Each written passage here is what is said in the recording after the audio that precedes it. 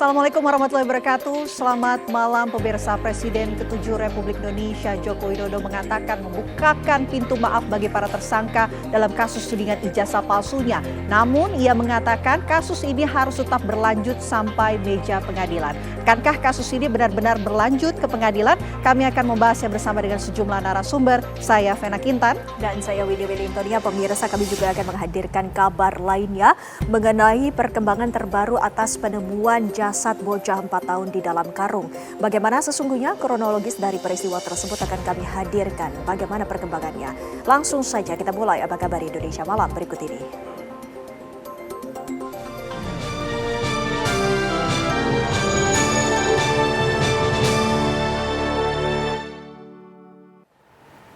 Kita awali Apa Kabar Indonesia Malam dengan informasi pertama. Pemirsa, banjir yang melanda Pamanukan, Subang, Jawa Barat masih menggenangi jalan pertokoan dan ratusan rumah warga.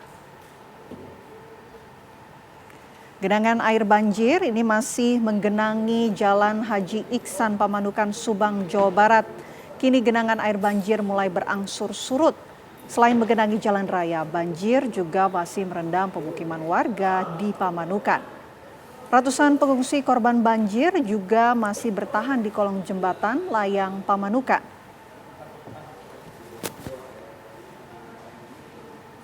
Tidak hanya orang dewasa, banyak anak-anak atau bayi yang harus turut mengungsi karena rumah mereka masih kebanjiran.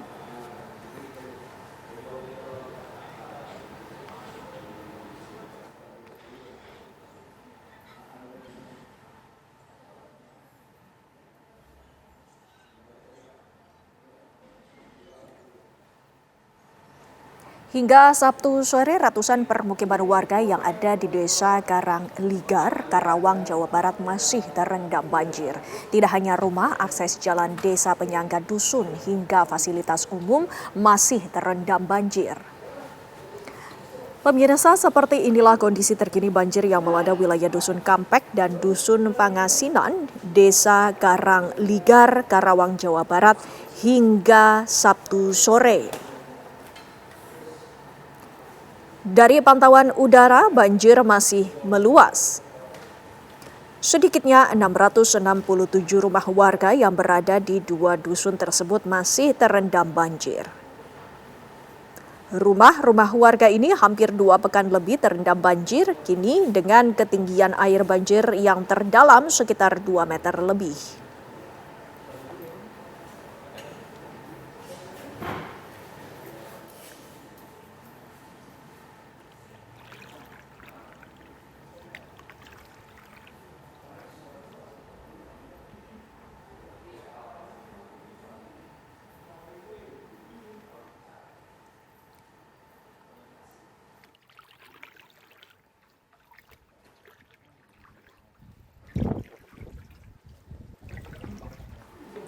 Hari ke-8 pencarian korban longsor di Cisarua, Bandung Barat hingga Sabtu siang, tim DVI Polda Jawa Barat telah menerima 4 kantong jenazah tambahan. Pencarian korban longsor di Desa Pasir Langu, Cisarua, Kabupaten Bandung Barat, Jawa Barat terus dilakukan tim SAR gabungan. Hingga pukul 11.30 waktu Indonesia Barat, Posko DVI Polda Jabar telah menerima total 64 kantong jenazah. 49 kantong jenazah berhasil diidentifikasi, sedangkan 10 kantong jenazah masih dalam proses identifikasi. Pada hari ke-8 ini, tim SAR gabungan yang bertugas melakukan pencarian dan evakuasi di sektor A1, A2, A3, B1, dan B2 dengan menggunakan APD lengkap juga telah mendapatkan suntik anti tetanus, mengingat saat ini kondisi korban yang berhasil dievakuasi sudah mengalami pembusukan.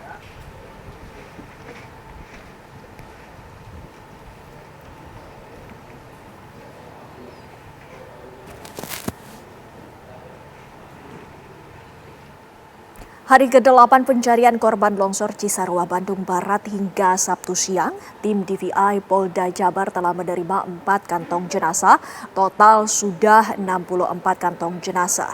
Dan yang sudah berhasil diidentifikasi 49 kantong jenazah sudah diserahkan ke pihak keluarga, sementara 10 masih dalam proses identifikasi. Pada hari ke-8 pencarian ini, tim SAR gabungan dan petugas evakuasi sejak hari ke-7 kemarin sudah menggunakan APD lengkap dan dilakukan suntik anti tetanus mengingat saat ini kondisi korban yang berhasil dievakuasi sudah mengalami pembusukan. Pencarian masih terus dilakukan oleh tim SAR gabungan. Kondisi cuaca yang cerah diharapkan bisa memudahkan proses pencarian selain dengan cara manual, dengan juga menggunakan alat berat dan melibatkan anjing pelacak.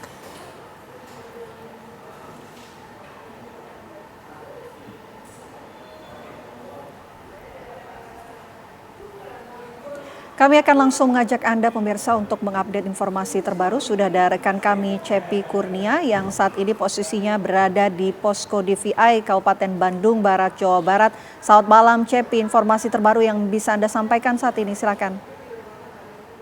Ya, baik Pena dan Dindi serta pemirsa TV One. Malam ini menjelang malam, saya sedang berada di Posko DVI Polda Jawa Barat, mana memang pada hari ke-8 pencarian korban longsor Cisarua sampai saat ini sudah ada 10 kantong jenazah tambahan yang diterima oleh tim DVI Polda Jawa Barat. Dan artinya dari hari pertama sampai hari ke-8 ini sudah 70 kantong jenazah yang sudah berhasil dievakuasi dan diterima. Dan sejauh ini memang untuk proses identifikasi masih dilakukan dan pada hari ke-8 ini 52 kantong jenazah sudah berhasil diidentifikasi oleh tim DVI dan 16 kantong jenazah masih proses identifikasi oleh tim DVI Polda Jawa Barat. Jadi memang untuk 16 jenazah ini yang masih dilakukan proses identifikasi mengingat ini hari ke-8 dan kondisi korban atau kantong jenazah sendiri sudah mengalami pembusukan sehingga itu menjadi kendala dari para tim DVI melakukan proses identifikasi dan memang untuk 9 kantong jenazah dibawa ke Rumah Sakit Sartika Asih, Rumah Sakit Cibabat dan Rumah Sakit Tulas Asih mengingat untuk proses identifikasi lebih lanjut. Dan pada hari ini juga tim DVI juga menyerahkan kepada pihak keluarga dan hari ini sedang dilakukan pemulasaran 2 kantong jenazah dan nantinya akan diserahkan kepada pihak keluarga dan tadi sempat diwarnai isak tangis dari keluarga yang cukup mengharukan. Mereka tidak hanya kehilangan 1, 2, 3 keluarga, namun lebih dari 10 keluarga, bahkan ada yang 16 keluarga yang menjadi korban longsor sehingga itulah yang menjadi suasana haru dan isak tangis dan juga duka mendalam bagi para korban yang menjadi korban longsor Cisarua dan sejauh ini memang ada 10 korban lagi yang nantinya besok akan dilakukan proses pencarian oleh tim SAR gabungan selain menggunakan alat berat juga menggunakan drone dan anjing pelacak serta menggunakan alat-alat lain yang diupayakan agar 10 korban lagi pada esok hari dapat ditemukan dan saat ini memang untuk para pengungsi juga masih ada di posko pengungsian di kantor desa Pasir Langu dan juga ada di pondok pesantren dekat pos DVI ini. Dan dapat kami kabarkan bahwa tadi adalah salah satu warga atau anggota keluarga yang menunggu, bahkan tadi sempat kami lihat termenung melamun sampai saat hari ke-8 ini keluarganya belum ada yang ditemukan dan itu menjadi harapan dan doa kita bersama agar para korban yang belum ditemukan segera ditemukan pada esok hari oleh tim SAR gabungan. Begitu Windy dan Pena. Baik, terima kasih Cepi Kurnia atas informasinya langsung dari Bandung Barat, Jawa Barat. Selamat bertugas kembali. Pemirsa, bencana tanah longsor kaki gunung Burangrang dan Pasir Langu, Cisarua, Bandung Barat mengakibatkan sejumlah rumah warga rusak dan hancur. Warga yang kediamannya rusak dan hancur akibat bencana longsor mengharapkan bantuan perbaikan hunian dari pemerintah. Berdasarkan data yang dihimpun pada Jumat kemarin, ada sekitar 48 rumah yang rusak dan hancur terdampak tanah longsor di Desa Pasir Kuning dan Pasir Langu. Adapun warga yang menjadi korban berjumlah sekitar 80 warga, 60 diantaranya sudah ditemukan sementara 20 korban lainnya masih dalam pencarian tim SAR gabungan. Hingga siang tadi, pencarian korban masih terus dilakukan tim SAR gabungan dengan mengerahkan alat berat, anjing pelacak, dan drone di sejumlah sektor.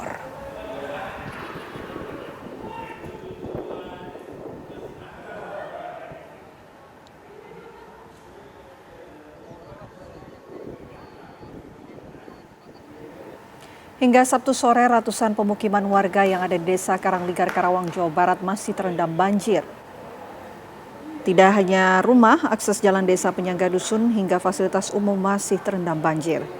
Seperti inilah pemirsa kondisi terkini banjir yang melanda wilayah Dusun Kampek dan Dusun Pangasinan, Desa Karangligar, Karawang, Jawa Barat hingga Sabtu sore. Dari pantauan udara, banjir masih meluas, sedikitnya 667 rumah warga yang berada di 2 dusun tersebut masih terendam banjir. Rumah-rumah warga ini hampir 2 pekan lebih terendam banjir, kini dengan ketinggian air banjir yang terdalam sekitar 2 meter lebih.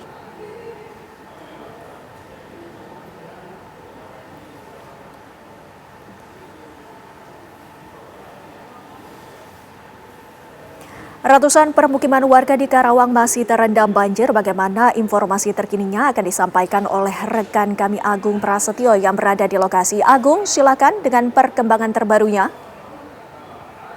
Iya, terima kasih Pena, Windy, juga pemirsa. Informasi terbaru kondisi banjir yang terjadi di 2 dusun, yakni Dusun Pangasinan dan Dusun Kampek, Desa Karangligar, Kecamatan Teluk Jambe, Karawang, Jawa Barat. Memang hingga saat ini masih merendam ratusan rumah warga, yang mana memang untuk surutnya pun cukup memakan waktu lama dari hari kemarin hingga malam hari ini. Kalau kami melihat di tembok rumah warga ini kurang lebih hanya sekitar 40 sampai 50 cm. Dan di tempat kami mengabarkan saat ini memang ketinggian air sekitar betis orang dewasa ataupun sekitar 20 cm. Dan memang kalau kami melihat ke sejumlah rumah pemukiman warga yang ke arah dalam, kami juga tadi melihat ada rumahnya yang masih hampir tenggelam, hanya terlihat atap rumah warga saja. Dan aktivitas warga hampir 2 pekan lebih ini sudah tidak bisa melakukan aktivitas secara normal. Rata-rata warga hanya diam di tempat pengungsian ataupun kumpul dengan keluarga di sepanjang jalan akses Desa Karangligar. Dan memang air sedikit berangsur surut juga dimanfaatkan oleh warga untuk mulai melakukan bersih-bersih rumah, mulai karena tidak sedikit banyak material lumpur ataupun sampah serta bambu kayu yang terbawa arus air banjir, sehingga warga tadi kami melihat memaksa untuk melakukan bersih-bersih pada siang hingga sore tadi. Selain itu juga memang selain merendam pemukiman warga, di banjir di Desa Karangligar ini juga memutuskan akses jalan Dusun Pangasinan dengan Dusun Kampek, sehingga aktivitas kerja ataupun belajar mengajar juga tidak dapat dilakukan. Untuk warga yang masih terdampak kebanjiran hingga saat ini masih bertahan di posko pengungsian yang disiapkan oleh pihak pemerintah daerah, yang mana ada 1 posko pengungsian yang dipusatkan yang ada di Jalan Ajo, yang di sana memang dihuni sekitar 250 orang. Untuk warga yang mengungsi di sana memang mengaku sudah lebih dari 2 minggu lebih untuk bertahan mengungsi. Selain itu juga banjir di awal Januari hingga saat ini sudah terjadi 3 kali, dan air banjir naik turun sesuai dengan intensitas curah hujan. Dan untuk soal bantuan juga, para pemirsa, memang pihak warga juga sudah mendapatkan bantuan baik logistik ataupun makanan siap saji yang datang dari yang disediakan oleh pemerintah daerah. Selain itu juga banyak dari relawan. Dan dapat kami informasikan sedikitnya hingga saat ini masih ada sekitar 667 rumah yang masih terdampak. Namun kalau kami berbicara di wilayah Karawang sendiri ada sekitar 33 desa dari 12 kecamatan yang masih terdampak banjir. Sementara itu yang dapat kami kabarkan banjir yang terjadi di wilayah Karawang. Pemirsa, polisi menangkap pelaku perampokan sekaligus pembunuhan anak di Boyolali, Jawa Tengah. Pelaku merupakan tetangga korban yang nekat beraksi karena dendam usai ditagih utang. Tim Jatantras Polda Jawa Tengah menangkap pelaku perampok sekaligus pembunuh anak di Boyolali, Jawa Tengah. Pelaku berinisial A tak melakukan perlawanan. Saat diinterogasi, ia mengaku memang berniat membunuh keluarga Purwanto setelah ditagih utang. Ia pun mendatangi rumah korban untuk pura-pura membayar utang. Dendam pelaku itu malah membunuh anak Purwanto, AO, berusia 6 tahun. Sementara istri Purwanto menderita luka serius. Keluarga korban pun menuntut agar pelaku dihukum seadil-adilnya.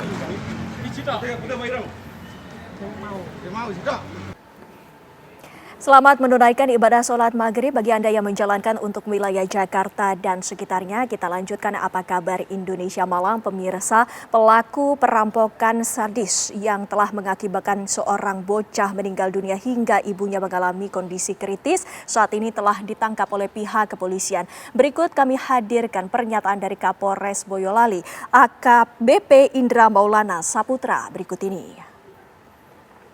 Kurun waktu kurang dari 1 kali 24 jam, kami tim dari Polres beserta dengan tim Jatantras Ditkrim Polda Jawa Tengah telah berhasil mengungkap terduga pelaku dari peristiwa tersebut. Untuk pelaku kami berhasil amankan tadi subuh itu di wilayah Kabupaten Kudus.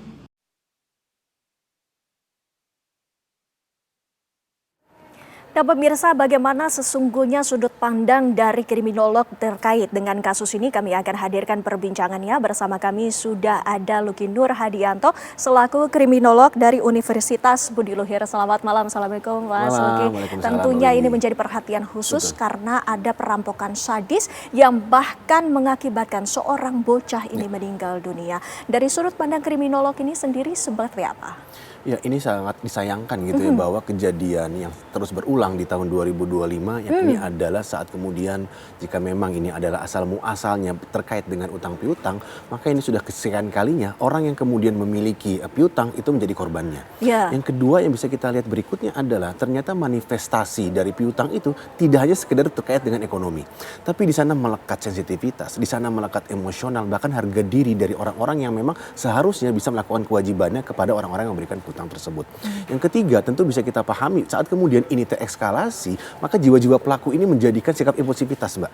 Jadi saat kemudian dia menjadikan amarah dia, terus kemudian sikap emosi dia sebagai salah satu bentuk manifestasi dari permasalahan ekonomi kepada orang lain, maka ini salah satu bentuk orang-orang tidak memiliki lagi posisi yang keduanya. Dia tidak lagi memiliki satu barrier atau kemudian penahan-penahan dalam konteks keluarga ataupun dalam konteks sosial.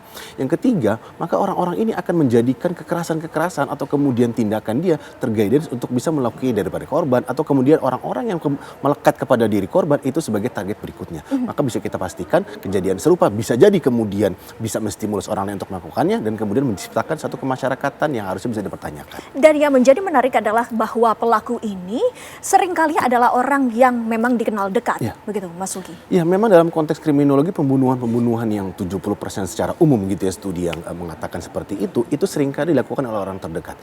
Alasannya seringkali dilandasi oleh sesuatu yang mungkin dianggap hal sederhana atau bahkan sepele. Seperti mohon maaf misalnya permasalahan hutang atau kemudian sikap impulsivitas karena terlukai harga dirinya atau bahkan yang ketiga dia merasa terusik aktivitas dia terganggu oleh aktivitas dengan orang lain tersebut. Jadi ketiga aspek ini yang melandasi orang-orang tertentu tidak memiliki lagi batasan untuk bisa mengendalikan dirinya. Itu yang pertama. Yang kedua adalah saat kemudian targetnya tidak lagi menyasar target utama dalam hal ini adalah anggota keluarganya, maka sangat disayangkan. Irisan yang berkaitan dengan hubungan kemasyarakatan ini, kohesi sosial tersebut sudah mulai luntur di sana. Jadi orang-orang ini menjadikan bagaimana reaksi dari sosial tersebut bukan suatu hal yang bisa membentengi dirinya lagi. Yang kedua adalah bisa kita pastikan dan kemudian terkonfirmasi gitu ya. Orang-orang terdekat ini seringkali menjadi aspek yang melukai orang terdekatnya sendiri. Jadi mereka tidak memandang bahwa kedekatan apakah kekerabatan, kekeluargaan atau kemudian kemudian hubungan rukun tetangga seperti itu sebagai sesuatu yang bisa dihargai. Karena mereka sudah berada pada tataran untuk memenuhi egonya dan kemudian mereka merasa terusik secara emosional. Bahkan berdasarkan pernyataan dari pihak kepolisian, pelaku ini mengaku bahwa memang sudah berniat untuk melakukan tindak kejahatannya itu, yang bahkan membuat seorang bocah meninggal dunia. Ya, ini yang kemudian perlu didalami ya, dan kita juga mengapresiasi gitu ya dari Kapolres Boyolali seperti itu. Dia sudah 1 kali 24 jam kemudian ditangkap dan kemudian sudah mengetahui motifnya. Yang kemudian bisa digarisbawahi adalah saat kemudian mensreya ini muncul, maka tentu dia sudah mengkalkulasikan sesuatu. Jadi saat dia melakukan sesuatu, mereka sudah menghitung. Jadi kita bisa gradasikan atas dasar 3 aspek. Yang pertama adalah surveillance. Jadi saat kemudian surveillance ini dia mengawasi titik terlemah dari korban. Aktivitas kemudian dilakukan siang hari, terus kemudian saat orang-orang mungkin lalai gitu, atau kemudian titik waspadaan juga rendah, maka ini adalah waktu-waktu paling rentan korban itu menjadi target dari kejahatan. Yang kedua dari segi waktu tadi saya sampaikan, siang hari adalah waktu di mana orang-orang itu berada pada peak kelelahan dan kemudian dia mentransisikan aktivitas saat kemudian mereka ingin beristirahat. Jadi pada titik inilah orang-orang tertentu gitu, apakah kemudian ibu rumah tangga atau kemudian para pekerja, itu rentan menjadi target dari kejahatan. Yang ketiga tentu dia sudah mengkalkulasikan escapingnya. Jadi saat kemudian dia memetakan baik dari segi lokasi dan kemudian dari segi waktu, maka dia sudah mulai memetakan kalkulasi resikonya. Sejauh mana dia bisa melarikan diri dan aktivitas apa saja yang bisa mengaburkan jejak-jejak yang kemudian mengarah kepada dirinya tersebut. Karena kan kalau kita lihat dari kasus ini kan kondisinya sangat pelik. Kita ketahui betul bagaimana posisi dari korban ini menagih utang. Tapi kita juga memahami bahwa dalam himpitan ekonomi mungkin tidak bisa untuk mewujudkan hal tersebut. Namun yang menjadi permasalahan yang mendasar adalah ekonomi ini seringkali menjadi motif seseorang untuk bertindak kriminal. Ya memang seperti si malakama seperti itu ya. Saat kemudian kita tidak bisa mencari solusi, apakah memang dalam lingkungan tersebut permasalahannya itu hanya sekedar ekonomi saja, atau kita tidak bisa kemudian memetakan sejauh mana relasi yang kemudian terjadi di antara pelaku dengan korban. Itu yang pertama. Sehingga permasalahan ekonomi seringkali menjadi guidance orang-orang untuk bisa melakukan kejahatan agar dapat apakah kemudian bisa mendapatkan feedback tertentu. Tapi dalam konteks ini saat kemudian dia tidak bisa mendapatkan apa-apa, maka lebih didominasi rasa dendam, rasa emosional yang mereka tidak padanya. Karena tidak ada barang yang kemudian secara berharga hilang, terus kemudian bahkan mohon maaf misalnya anak menjadi korban dari kejahatan tersebut dengan secara sadis ya.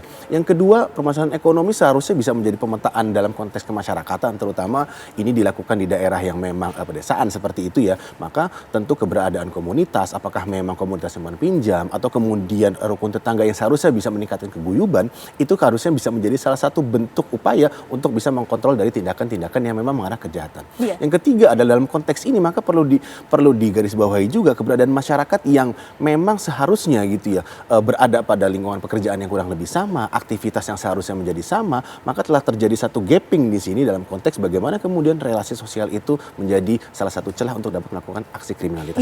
Berbicara mengenai relasi sosial ini, apa yang sesungguhnya membuat pelaku ini akhirnya berani? Apakah lingkungan ini juga menjadi salah satu faktornya? Ya tentu dalam konteks ini lingkungan itu perlu ada kalkulasinya. Yang pertama adalah gradasi pertama, saat kemudian lingkungan ini sangat guyup terus kemudian bisa memberikan solusi, maka seharusnya hal seperti ini bisa mulai ditengahi atau kemudian memiliki aspek-aspek mediasi yang bisa dilakukan oleh para tokoh masyarakat setempat.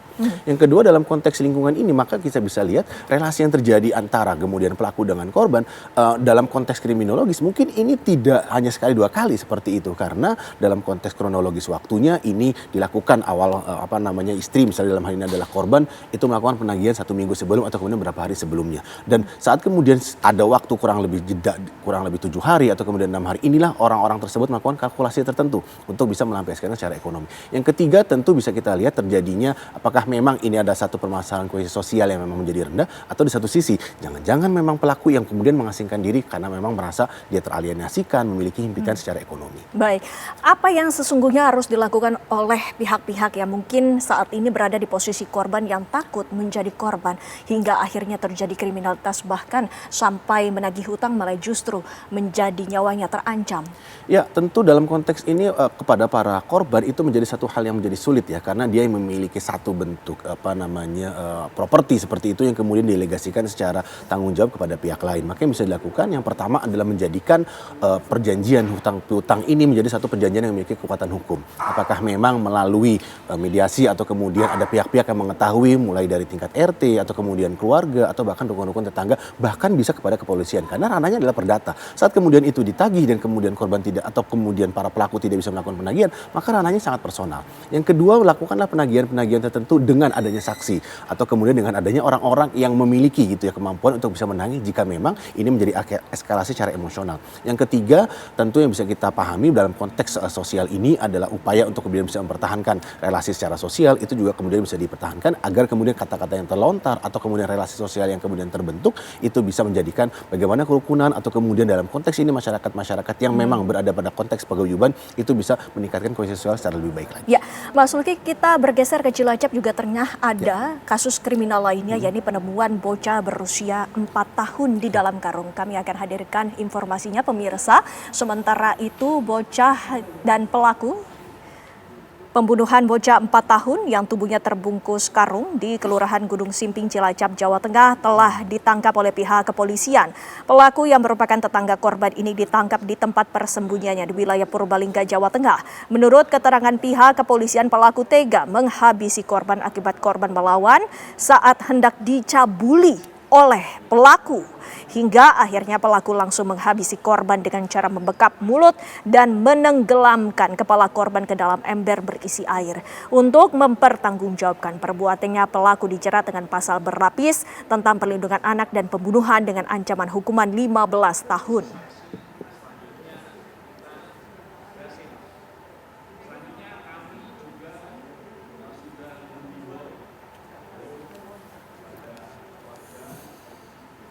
Lantas bagaimana kronologis dari peristiwa ini? Kami sudah tersambung bersama Kasat Reskrim Polresta Cilacap bersama Kompol Agilwe Sampurna. Selamat malam, Pak Kasat. Selamat malam, Mbak Windy. Ya, Pak Agil, kami ingin mengetahui bagaimana sesungguhnya kronologis atau awal mula dari kejadian ini. Baik, kami jelaskan bahwa peristiwa tersebut pada hari Kamis, tanggal 29 Januari tahun 2026, sekira pukul 10 WIB, korban menuju ke rumah pelaku untuk mengajak adik pelaku yang seusia dengan si korban untuk bermain. Namun karena adik pelaku tersebut diajak ke Purbalingga bersama ayah dan ibunya, tertinggallah sendiri si pelaku ini di rumah. Kemudian si korban ditarik tangannya, diajak masuk ke dalam rumah. Selanjutnya pintu rumah ditutup dan korban diminta untuk membuka celana oleh si pelaku. Kemudian korban menangis dan berteriak. Karena peristiwa ini takut diketahui orang lain, korban yang menangis dan teriak tersebut akhirnya dibekap oleh pelaku sambil dibopong menuju ke kamar mandi. Pada saat korban sudah berada di kamar mandi, dengan kepala yang dibekap dimasukkan ke dalam ember yang terisi air. Sehingga korban kemudian tidak bisa melakukan perlawanan dan tidak berdaya. Akhirnya setelah berhasil korban dilakukan kekerasan dengan memasukkan kepala ke dalam air, si pelaku mengecek dada korban apakah masih berdetak jantungnya. Dan pelaku mengetahui bahwa jantung daripada korban sudah tidak berdetak. Kemudian dengan sadis dan bejatnya pelaku ini berusaha memasukkan alat kelamin pelaku kepada si korban. Karena tidak berhasil melalui alat kelamin si korban masuk. Kemudian badan korban dibalik. Baik, Pak Kasat, kami ingin mengetahui apa hubungan dari pelaku dan juga korban. Apakah memang saling mengenal? Dari korban saling mengenal karena korban dan pelaku adalah tetangga rumah. Tetangga, baik. Artinya pada saat itu pelaku mengetahui bahwa korban ini sendirian. Apakah korban memang sehari-harinya tinggal bersama orang tuanya yang saat itu tengah beranjak ke Purbalingga? Korban betul sekali tinggal di tempat tersebut dan pelaku juga berada di rumah samping korban tersebut sehari-hari. Karena si korban ini setiap hari bermain dengan adik pelaku yang seusianya. Baik. Sementara itu apa hasil otopsi sementara Pak Kasat? Mohon ditahan dulu informasinya, nanti kami akan bahas kembali pemirsa selepas jeda pariwara berikut ini. Tetaplah bersama kami di Apa Kabar Indonesia Malam. Anda masih bersama kami, Mas Luki, kita lanjutkan perbincangan kami. Ini menjadi menarik, ada dua peristiwa yang berbeda, namun ternyata pelakunya ini sama-sama orang yang dekat, sama-sama tetangga. Bagaimana menurut Anda? Ya, sebelumnya salam kenal Pak Kasat. Terkait dengan pertanyaan tadi Mbak Windy, memang ini menjadi salah satu ironi ya. Saya kemudian bisa katakan bahwa ternyata di awal tahun ini kita disuguhkan ada 3 aspek. Bahwa ternyata kita memasuki era baru di mana darurat perlindungan anak. Kenapa saya bisa kemudian katakan demikian? Dalam konteks ini anak menjadi salah satu bentuk komoditi dalam tanda kutip. Saat kemudian orang tidak bisa melakukan penagihan utang atau kemudian tidak bisa membayarkan. Yang kedua adalah ini kita lihat anak menjadi target dari korban pencabulan dilakukan oleh pelaku yang seharusnya memang menjadikan anak sebagai upaya untuk bisa mempertahankan hidupnya. Yang kedua bisa kita pahami juga bahwa saat kemudian kejahatan ini ternyata dilakukan oleh orang terdekat yang dikenal, maka tentu para keluarga harus bisa memperhatikan bahwa saat kemudian mereka berinteraksi, mereka melakukan aktivitas, sudah mulai melakukan bentengan-bentengan atau kemudian sesuatu pelindungan kepada anak tersebut. Apakah dalam konteks ini anak yang jika memang di bawah 5 tahun gitu dilakukan oleh anggota keluarganya atau di atas 5 tahun mereka diwanti-wanti atau kemudian diberikan suatu peringatan jika memang ingin berinteraksi dengan orang-orang tertentu. Yang ketiga yang bisa kita pahami dalam konteks ini bagaimana kemudian keberadaan anak, perempuan itu sudah menjadi top of the top dari kejahatan atau kemudian kriminalitas di Indonesia. Maka ketiga aspek inilah yang menjadikan upaya untuk bisa menguatkan dalam konteks darurat perlindungan anak tersebut, Direktorat Perlindungan Perempuan dan Anak, atau kemudian kita bisa meningkatkan kemampuan kita secara komprehensif gitu dalam konteks bagaimana kemudian kejahatan-kejahatan dilakukan dan menyasar pelaku adalah orang-orang yang dikenal atau kemudian targetnya adalah anak atau kemudian perempuan, ini bisa dieliminir. Kurang lebih demikian, Bang. Ya, Pak Agil, untuk kasus ataupun perkara ini, bagaimana sesungguhnya pelaku ini menjalankan modusnya? Baik, kami jelaskan bahwa modus daripada pelaku ini adalah dengan membujuk korban, kemudian melakukan kekerasan terhadap korban dan melakukan pelecehan seksual, sehingga korban akhirnya sampai meninggal dunia. Bagaimana cara membujuk korban? Pada saat itu korban datang ke rumah pelaku untuk mengajak si adik pelaku, kemudian si korban ditarik dan dipanggil. Setelah itu baru diminta untuk melepas celana tadi. Demikian. Baik, Mas Luki, menjadi catatan penting karena modus yang kita ketahui bersama. Ini artinya ada upaya pembujukan. Kita ketahui bersama bahwa orang terdekat itu sesungguhnya merupakan orang yang kita percayai, Mas Luki. Dalam konteks ini tadi juga disampaikan oleh Pak Kasat, maka kita perlu lihat juga ternyata modus-modus ini seringkali berulang. Yang pertama adalah orang-orang tersebut sering melakukan grooming. Grooming inilah yang menjadikan orang-orang yang menjadi targetnya atau kemudian wadah agar pelaku bisa membujuk rayu dengan misal mengajak bermain atau kemudian memberikan sesuatu, dan anak seringkali menjadi terlena di sana. Modus grooming ini tidak hanya dilakukan dalam konteks digital, ternyata dalam konteks fisik ini masih cukup marak dilakukan. Yang kedua dalam konteks grooming seringkali mereka akan menjadikan perbuatan ini dalam konteks penhemat saya ini tidak menjadi satu hal yang baru pertama kali. Maka perlu digarisbawahi, tadi juga sudah disampaikan Pak Kasat, bisa jadi korban tersebut adalah orang-orang yang memang sudah diupayakan berkali-kali atau kemudian ada target-target lainnya yang kemudian dia tidak bisa capai di sana. Jadi sesuatu ini saat kemudian mereka melakukan grooming, mereka akan melakukan suatu bujuk rayunya. Dalam konteks ini mereka melakukan suatu upaya pendekatan yang seringkali bersifat persuasif. Yang ketiga, mereka akan menjadikan aktivitas-aktivitas tertentu sebagai upaya untuk mengkamuflase perbuatan yang mereka tuju. Dalam konteks ini adalah pencabulan. Apakah memang diiming-imingi memegang alat vital, mohon maaf seperti itu, atau kemudian melakukan aktivitas-aktivitas kedewasaan. Maka si korban dalam konteks yang sudah menjadi jenazah tersebut melakukan suatu hal yang cukup baik ya, dan kemudian bisa menjadi salah satu upaya bahwa perbuatan-perbuatan tersebut memang memiliki kalkulasi resiko yang cukup tinggi, tapi menandakan bahwa dia memiliki dedikasi terhadap dirinya dengan cukup baik. Yang keempat, tentu tempat-tempat yang memang sering menjadi aktivitas tersebut adalah tempat-tempat yang memang lepas dari perhatian kepada masyarakat, atau kemudian tempat-tempat yang memang sudah sangat dikenal oleh para target-target dari pelaku tersebut. Jadi keempat aspek inilah yang seharusnya bisa menjadi gradasi sehingga kita bisa dalam tanda kutip gitu ya mencegah upaya predator seksual ini, terutama yang menyasar anak, dan bisa memberikan bentengan-bentengan tertentu kepada anak-anak yang seringkali menjadi target dari korban tersebut. Ya, mudah-mudahan ada pihak-pihak terkait yang kemudian memberikan perhatian khusus agar mencegah sehingga peristiwa serupa ini bisa dicegah. Terima kasih Mas Sulki, terima kasih juga Pak Kasat waktunya bersama kami di Apa Kabar Indonesia Malam. Terima kasih, selamat bertugas kembali Pak Kasat. Selamat malam Pak Kasat. Sehat selalu juga Mas Sulki. Dan pemirsa, kami masih akan menghadirkan informasi lainnya. Pemirsa, polisi menangkap pelaku pembunuhan seorang wanita Parubaya yang bekerja di salah satu SPPG di Kota Palembang, Sumatera Selatan. Pelaku datang untuk menyerahkan diri ke polisi beberapa jam setelah jasad korban ditemukan dengan kondisi membusuk. Pelaku mengaku membunuh korban dengan cara mencekiknya lalu membuang jasad korban ke semak-semak bekas kebun nanas lantaran pelaku kesal dengan korban yang kerap merayu dan menggoda pelaku. Setelah menyerahkan diri, pelaku langsung dibawa ke Polres Muara Enim untuk dilakukan penyelidikan lebih lanjut.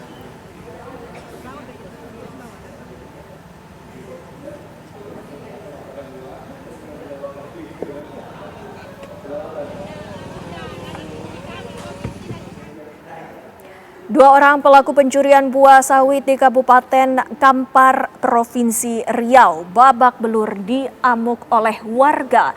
Kedua pelaku yang berhasil diamankan warga tersebut masing-masing berinisial A dan J. Keduanya tertangkap tangan oleh warga di Desa Alam Panjang saat sedang melakukan pencurian di salah satu kebun milik warga. Saat keduanya diamankan, polisi, warga yang sudah menunggu di luar pun terpancing emosi hingga melakukan pengeroyokan kepada pelaku. Beruntung petugas kepolisian dengan cepat meredam dan menenangkan emosi warga sehingga kedua pelaku pencurian tersebut langsung dibawa ke Polsek Kampar. Sementara itu pemirsa, kedua pelaku dijerat dengan pasal 477 dengan ancaman hukuman 5 tahun penjara.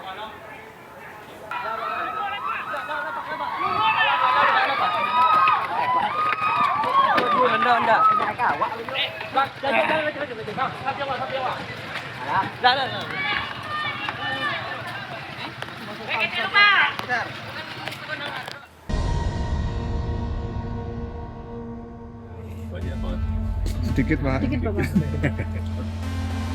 Presiden ke-7 Joko Widodo kembali angkat bicara soal kasus tudingan ijazah palsu dengan tersangka Roy Suryo CS. Jokowi menegaskan perkara tersebut merupakan urusan hukum dan harus diselesaikan hingga ke pengadilan. Mantan Presiden Jokowi memastikan tetap membuka pintu permintaan maaf kepada pihak yang menuding ijazah palsu. Meski memaafkan, Jokowi menyebutkan proses hukum tetap harus berjalan. Menurut Jokowi, pengadilan menjadi forum yang tepat untuk menyampaikan bukti-bukti terkait kasus ijazah tersebut. Pintu maaf selalu terbuka. Tapi sekali lagi urusan maaf, memaafkan itu urusan pribadi ke pribadi. Kalau yang di Polda Metro itu sudah urusan hukum. Artinya urusan pribadi ya urusan pribadi, maaf memaafkan, tetapi urusan hukum ya urusan hukum. Dan memang harus sampai ke pengadilan. Karena kalau enggak, saya enggak punya forum untuk menyampaikan bukti mengenai kasus ijazah ini.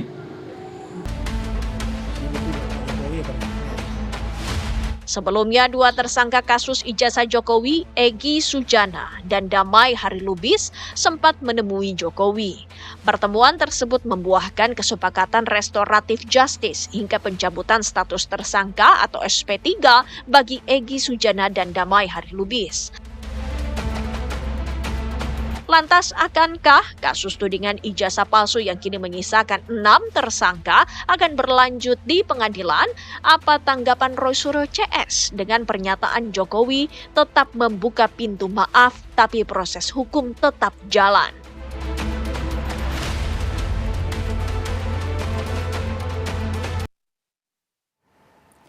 pintu maaf masih terbuka, tapi kasus ini harus tetap lanjut di meja pengadilan. Itu yang disampaikan oleh Presiden ke-7 Republik Indonesia, Joko Widodo, terkait dengan kasus tudingan ijazah palsu. Dan akankah kasus ini akan berlanjut ke meja pengadilan? Kita akan bahas bersama dengan sejumlah narasumber. Saya akan perkenalkan untuk Anda pemirsa yang sudah hadir di studio bersama saya. Ini ada Bang Abdul Ghafur Sangaji, pengacara Roy Suryo CS. Selamat malam Bang Sangaji. Selamat malam Mbak Vena. Sehat Bang Sangaji? Alhamdulillah sehat.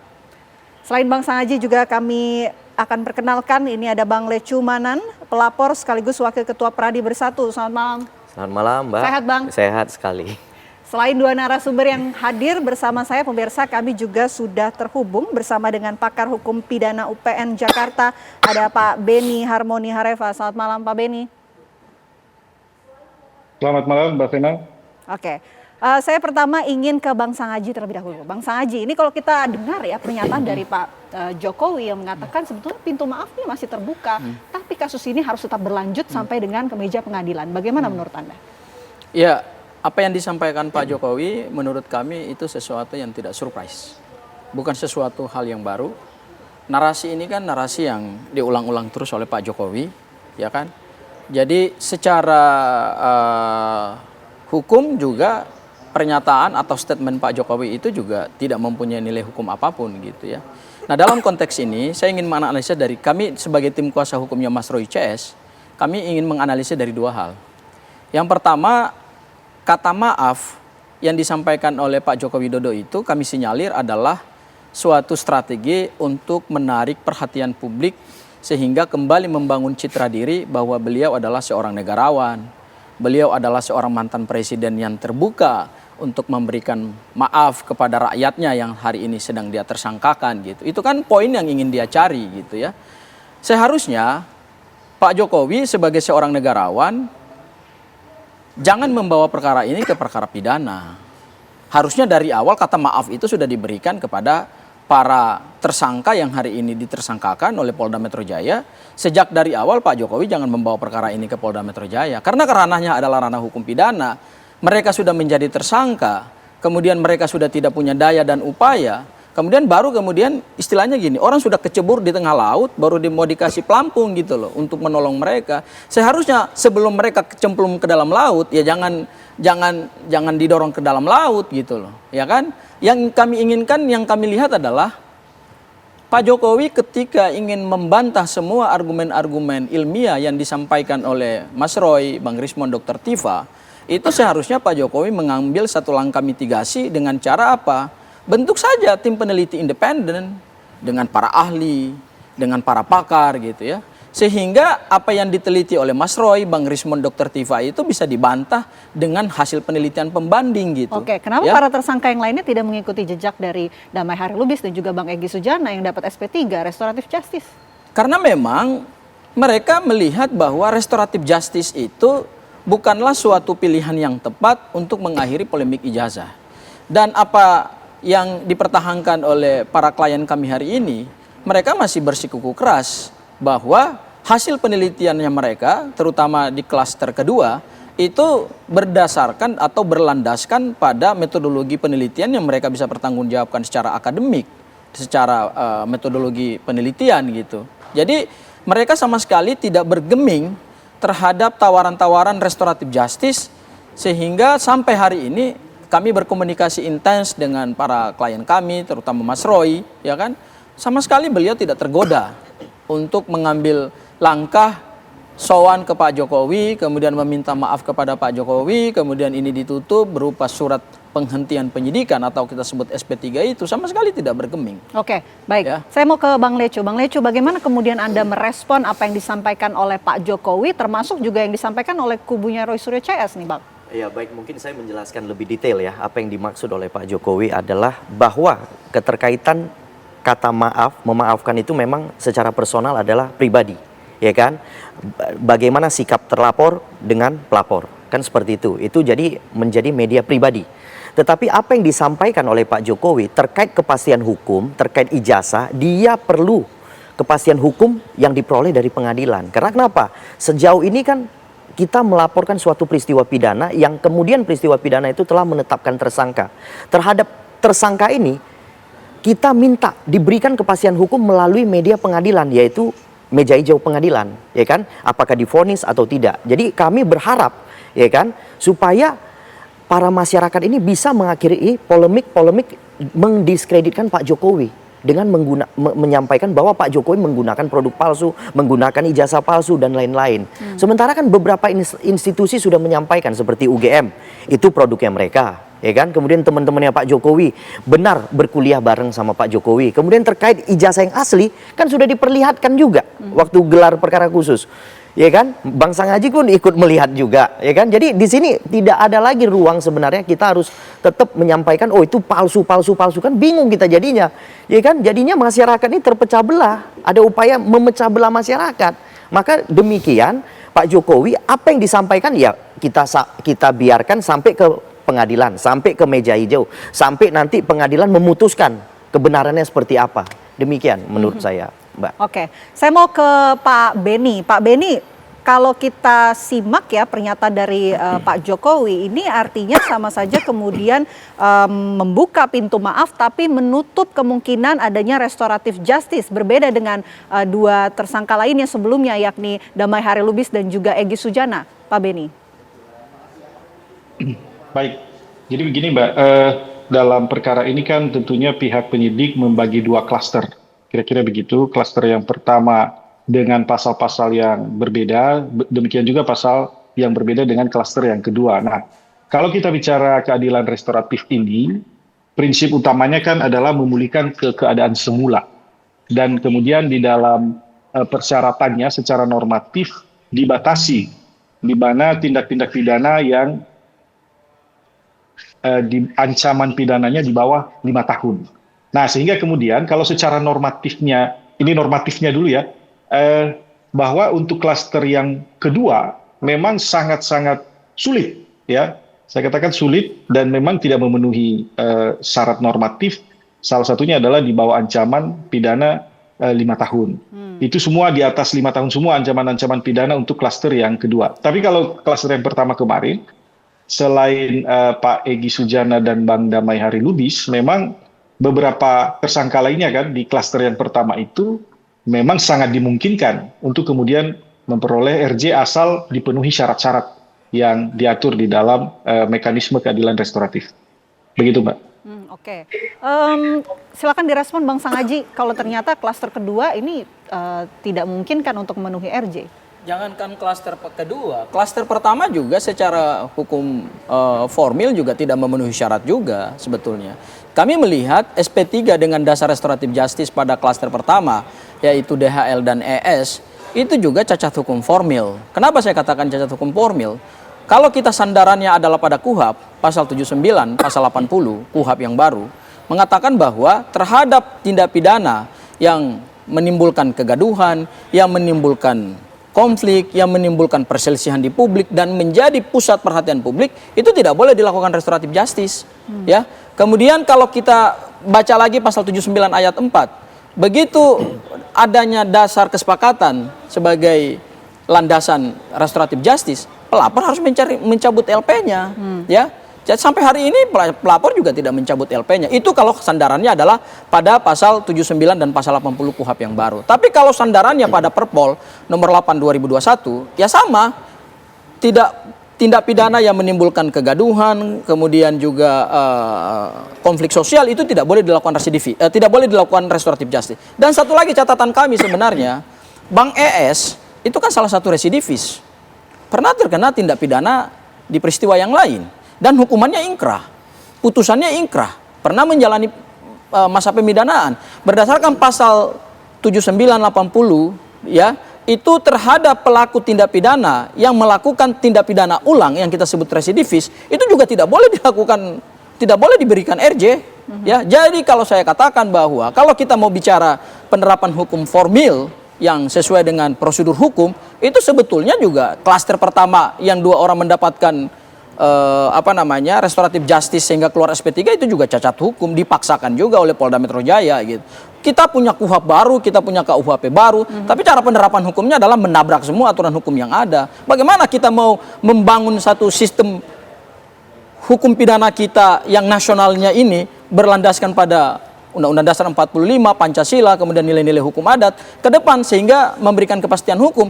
Wong kita baru 14 hari setelah KUHP dan KUHP berlaku, semua ditabrak oleh Polda Metro Jaya. Oke, kalau begitu kenapa tidak ngambil pra-peradilan, ditahan nanti? Kita akan jawab usai jeda. Apa Kabar Indonesia Malam akan kembali untuk Anda sesaat lagi pemirsa.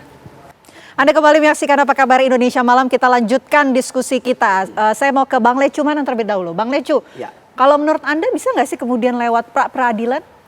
Sebenarnya terkait dengan SP3 yang sudah keluar, ya kan? Sebenarnya kan yang harusnya keberatan kalau keberatan itu kami, selaku kami itu pelapor, ya kan? Kalau terkait dengan keberatan SP3, ya kan? Kalau keberatan oleh teman-teman yang lain, saya rasa kurang pas. Kenapa tuh? Saya rasa kurang pas, karena satu, mereka bukan merupakan korbannya atau pelapornya. Sehingga kalau mereka menggugat pra-peradilan, saya rasa kurang tepat, kurang pas. Pasti juga nantinya akan ditolak oleh pengadilan, pastinya seperti itu. Oke, jadi memang yang paling tepat itu adalah... Yang paling tepat kalau keberatan terhadap SP3 itu adalah kami selaku korban, selaku pelapor juga ya dalam perkara yang sama. Kami berkeberatan, kemudian kami yang mengajukan pra-peradilan kemungkinan akan diterima.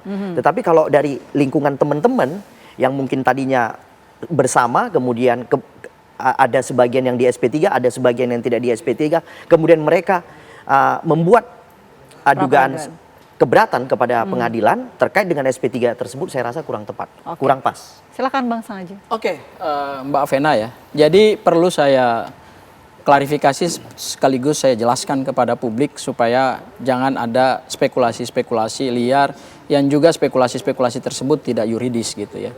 Jadi kami memberi catatan kritis terhadap SP3 dengan dasar RJ itu bukan karena kami melihat bahwa dari sisi kepentingan kami gitu ya. Jadi kami tidak iri terhadap SP3 itu gitu ya. Toh para tersangka lain kan juga tidak bergeming sama sekali dan tidak pernah punya niatan, bahkan ada komunikasi-komunikasi gelap yang dilakukan, ada tawaran-tawaran gelap yang dilakukan oleh tim dari kubu sebelah. Kami nggak tahu itu hubungannya apa dengan Pak Jokowi. Bahkan juga ada yang menghubungi saya juga gitu ya, dari kawan-kawan dari sebelah. Saya tidak perlu sebutkan namanya gitu. Sama sekali juga tidak merontohkan dan tidak mengubah pondasi keyakinan mereka bahwa ijazah ini adalah ijazah palsu. Ya, itu dari sisi kami sebagai tersangka. Kemudian yang kedua, bahwa kami mengkritisi ini perlu dipahami bahwa ini adalah bagian dari koreksi kita terhadap negara dalam penegakan hukum. Jadi satu produk hukum sekelas Polda Metro Jaya, karena ini kan penegakan hukumnya kan masih dalam satu perkara nih. Ya. Kecuali SP3-nya bukan di perkara ini gitu. SP3-nya kan di perkara ini juga gitu ya. Ada laporan dari teman-teman Pradi Bersatu juga gitu. Yang kami kritisi adalah cara kita menegakkan hukum. Kita punya hukum pidana nasional yang baru, belum selang 1 bulan, hanya 14 hari setelah berlaku sah tanggal 2 Januari 2026, itu langsung keluar SP3 tanpa dilakukan pengkajian secara teliti terhadap syarat-syarat formal yang sudah ditentukan oleh negara gitu. Tapi ini kan semua ditabrak, ya kan? Jadi kami melakukan ini adalah sebagai satu kritik publik sekaligus juga sebagai pihak yang jadi tersangka terhadap aparat penegak hukum. Kami tidak mengkritik Bang ES dan DHL dari sisi hukum ya. Kami hanya melihat mereka dari sisi sosiologis, hubungan mereka dengan para tersangka yang lain. Tetapi dari sisi penegakan hukum yang kami kritisi itu adalah kok bisa secepat itu SP3 keluar tanpa dilakukan pengkajian yang cermat dan kemudian semua syarat restoratif justice tidak dipenuhi. Ya, itu hal yang kedua. Hal yang ketiga terkait dengan tantangan kawan-kawan sebelah. Pra-peradilan saja. Saya katakan bahwa kalau ada omongan-omongan seperti itu muncul dari kawan-kawan sebelah, berarti mereka belum memahami bagaimana hukum acara pidana kita yang baru telah mengatur secara limitatif kewenangan atau kompetensi pra-peradilan. Dahulu di KUHP yang lama, diatur dalam pasal 77 KUHP yang lama, pihak ketiga boleh mengajukan pra-peradilan terhadap penghentian penyidikan dan penghentian penuntutan. Begitu kita masuk dalam era KUHP baru, diatur dalam pasal 161 KUHP yang baru, terhadap penghentian penyidikan yang boleh mengajukan keberatan itu hanya 2, yaitu pelaku atau tersangka, kemudian yang kedua adalah pelapor atau diwakili oleh kuasa hukumnya. Kecuali pihak ketiga adalah berkaitan dengan upaya paksa berupa penyitaan dan penggeledahan.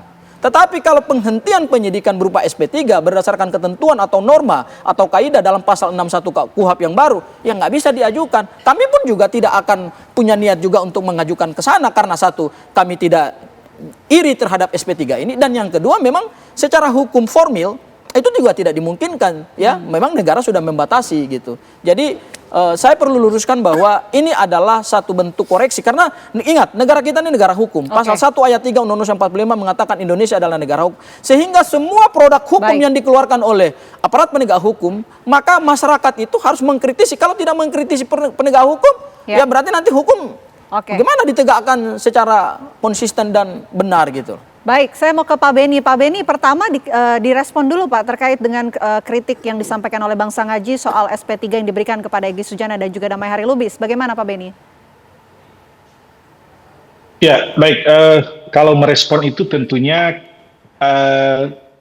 pasti penyidik ya. Dan memang tadi kalau kita bicara dulu KUHP yang baru, di dalam pasal 79 itu memang mekanisme keadilan restoratif itu mengembalikan ke keadaan semula. Kemudian ada syarat-syarat yang harus dipenuhi, lalu kemudian ketika itu sudah dipenuhi, kemudian harus diberitahukan kepada jaksa dan kemudian ada penetapan pengadilan.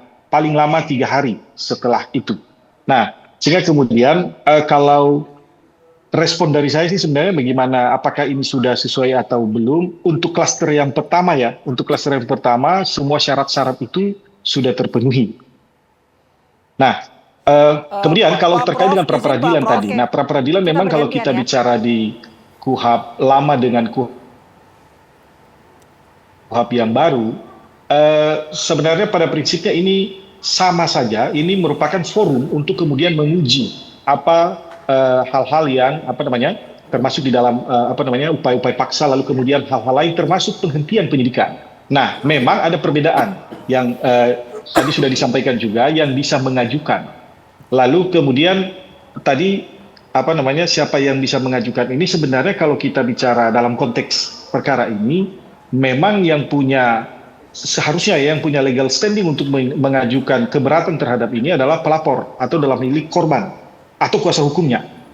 Nah, tetapi kan karena ini sudah diupayakan RJ, nah tentunya kan memang pembentuk KUHP ini juga menyadari dan memang kok bisa RJ tapi dia keberatan lagi kemudian, sehingga kemudian tidak dimungkinkan lagi ini untuk kemudian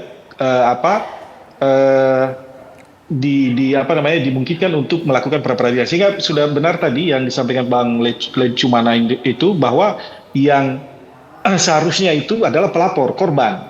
Nah, tetapi ya lagi-lagi kalau memang sudah diupayakan ya bahwa seperti yang sudah dilakukan ini pra-peradilan ini, saya kira memang tidak tepatlah untuk kemudian pihak yang lain yang mengajukan, kira-kira seperti itu. Demikian Mbak. Silakan Bang Sangaji. Ya Prof, persyaratan restoratif justice itu jangan hanya lihat pada pasal 79 KUHP yang baru, tetapi juga ada pasal 80. Pasal 80 itu berkaitan dengan pidana material. Nah, terhadap perbuatan mana yang bisa diberikan restoratif justice dan terhadap perbuatan mana yang tidak boleh dilakukan restoratif justice. 2 hal saja di pasal 80. Yang pertama, tindak pidana yang menimbulkan kegaduhan, menimbulkan kekisruhan publik, menimbulkan atensi publik. Dan sebetulnya ada satu lagi syarat yang paling serius di dalam pasal 80 yang tidak pernah diperhatikan oleh penyidik Polda Metro Jaya. Yaitu apa? Terhadap tersangka yang pernah menjalani pemidanaan di perkara lain dan kemudian mengulangi tindak pidana, itu ditentukan sebagai residivis. Nah, residivis itu tidak boleh diberikan restoratif justice. Itu diatur dalam ketat di dalam KUHP ya, di dalam KUHP. Syaratnya kan 3. Yang pertama adalah antara perbuatan pertama dan perbuatan kedua, ya, itu lebih di atas 5 tahun rentan waktunya. Kemudian yang kedua, tidak berlaku daluarsa pemidanaan, dan kemudian yang ketiga, tindak pidana itu ancaman pidananya tidak tidak boleh di bawah 4 tahun gitu. Loh, ini kan antara perbuatan pertama yang dilakukan Pak ES, kemudian kedua beliau ditetapkan sebagai tersangka dalam perkara baru, itu sudah terpenuhi semua syarat-syarat residivis. Kenapa Polda Metro Jaya masih juga memaksakan untuk memberikan restoratif justice kepada Pak ES sementara beliau tidak memenuhi syarat-syarat yang diatur dalam pasal 80. Jadi Profesor, mohon maaf, kita melihat restoratif justice jangan hanya menyandarkan pada pasal 79, tapi juga ada pasal 80 KUHP yang baru gitu. Dan disitulah kami melihat bahwa pihak penyidik Polda Metro Jaya tidak memperhatikan semua persyaratan formil yang sudah diatur oleh hukum negara. Pak Beni, silakan. Ya, baik. Jadi pada prinsipnya keadilan restoratif ini kan mengembalikan ke keadaan semula ya. Jadi sekali lagi tujuannya memang hukum pidana kita ini tidak lagi bertujuan kepada retributif, pembalasan. Nah sehingga kemudian lebih kepada 3 hal, korektif, keadilan korektif, lalu keadilan rehabilitatif ya, memperbaiki kembali, dan terakhir adalah restoratif, pemulihan. Nah, dalam konteks ini, korban dalam hal ini kan pelapornya Pak Jokowi sendiri ya. Korban kemudian sudah katakanlah sudah berdamai ya, dan kemudian syarat satu laginya itu adalah ada kesepakatan.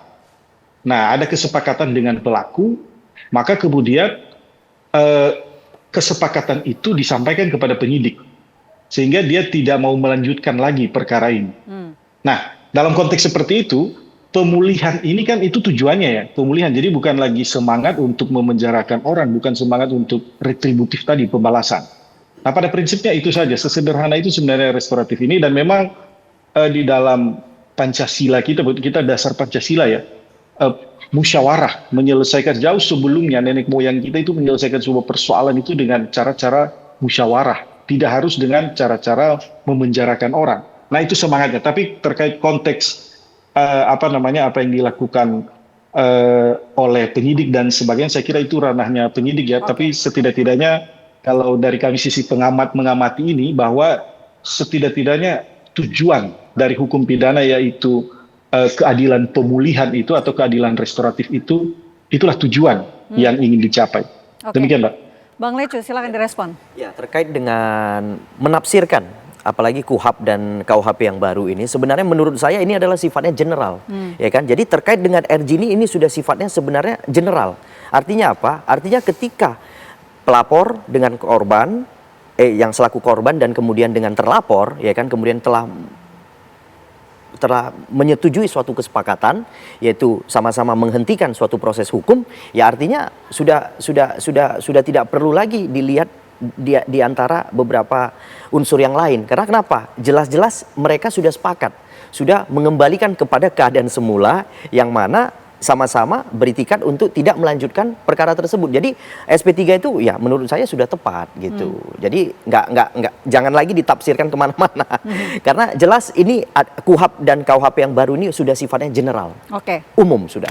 Sekarang kita bicara ke depan ya. Karena kalau kita lihat apa yang disampaikan dari sisi keduanya, begitu baik dari sisinya Pak Jokowi maupun sisi Roy Suryo CS, dua-duanya ini ingin melanjutkan sampai ke meja pengadilan. Nah, kira-kira setelah kemungkinan nanti maju ke meja pengadilan, akankah ini justru benar-benar bisa menyelesaikan polemik atau justru malah semakin panjang? Kita nanti akan diskusikan usai jeda. Apa kabar Indonesia Malam akan kembali untuk Anda sesaat lagi. Ya, jika perkara ini berlanjut ke meja pengadilan, tantangan terbesarnya kita ingin tahu, Bang Sangaji, apa di meja pengadilan nanti? Tantangan terbesarnya adalah pembuktian. Makanya dari awal saya tadi ingin buka dengan koreksi lagi kami yang kedua ya. Analisa kami yang kedua adalah apa yang disampaikan oleh Pak Jokowi, statement Pak Jokowi itu tidak punya nilai hukum. Kenapa? Karena kata maaf itu baru bersifat sosiologis, tidak bersifat legal. Ketika dia bersifat legal itu pada saat perkara ini sudah limpah di dalam tahap penuntutan. Dan pada saat penuntutan itu kan ada ada proses pembuktian, kemudian pelapor akan dimintai keterangan untuk membuktikan apa yang dia laporkan, ya. Kemudian juga akan diwakili oleh jaksa penuntut umum. Nah, pada saat itu Pak Jokowi boleh memilih untuk memaafkan atau tidak. Karena dampak dari pemaafan itu adalah berdampak pada pemidanaan. Bisa saja kemudian berkurang gitu. Tapi kami tidak melihat di situ. Yang kami lihat adalah perjuangan untuk membongkar dugaan ijazah palsu ini akan terus dilakukan oleh para tersangka, dan kemudian ketika naik tahap penuntutan mereka akan berposisi sebagai terdakwa. Nah, tugas kami sebagai penasihat hukum dan juga adalah semua terdakwa yang saat ini masih tersangka statusnya, itu tentu akan melakukan pembuktian yang paling kuat lah. Kami konteksnya adalah bagaimana melawan dakwaan jaksa penuntut umum. Karena ingat, di dalam proses penuntutan, dakwaan jaksa penuntut umum itu adalah mahkotanya seorang jaksa penuntut umum. Jadi yang akan dilawan itu adalah sejauh mana kita akan melihat suatu peristiwa pidana yang dikonstruksikan oleh penuntut umum di dalam surat dakwaannya, ya, baik dari sisi formilnya, dari sisi materialnya, gitu ya. Kemudian juga sejauh mana bukti-bukti yang dimiliki oleh jaksa penuntut umum itu akan kuat, gitu. Tentu kami akan melakukan pembuktian yang imbang, gitu. Dan hakim itu posisinya adalah orang yang memutus perkara berdasarkan fakta-fakta persidangan. Jadi apapun omongan-omongan orang di luar persidangan, apapun persepsi yang dibangun oleh publik, itu sama sekali tidak akan mempengaruhi proses persidangan, gitu. Dan ketika ini dibawa nanti dalam ranah persidangan, menurut saya semua fakta akan terungkap. Apakah ijazah ini asli ataukah ijazah ini palsu. Dan satu hal lagi yang menarik adalah semua rakyat Indonesia akan menunggu dan menanti bagaimana Pak Jokowi datang ke persidangan, memberikan keterangan sebagai seorang korban, sebagai seorang pelapor, sejauh mana kerugian material yang dia alami, bagaimana kemudian juga dia mendalilkan dan membuktikan bahwa dia adalah lulusan UGM, sah mendapatkan ijazah dan ijazahnya asli. Harus dia buktikan juga. Bang Lecu, bagaimana pembuktiannya nanti? Ya, kalau terkait dengan pembuktian di pengadilan, memang nanti kan antara jaksa dengan pengacara daripada pihak tersangka atau terdakwa, ya.